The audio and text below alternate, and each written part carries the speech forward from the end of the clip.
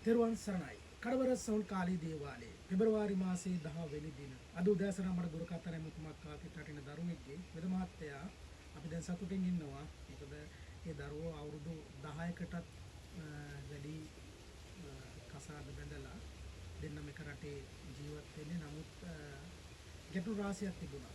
කවුරුත් නෙමෙයි තමන්ගේ පවුලක කට්ටිය තමයි මේ පවුල් අවුල් වෙන්නේ.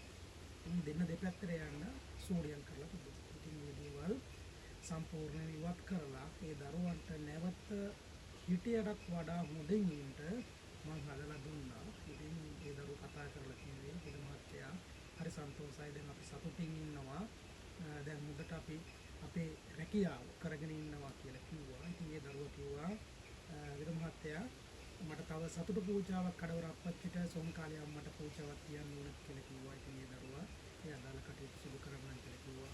ඒ ආකාරයි මාහට රාජකාරිය වාර දුන්නොත් හොඳින් හෝ නරකින් මං කර දෙනවාමයි. ඒකයි කඩවර සෝම කාලේ දේවාලයේ දෙනස. ඊට සරණයි.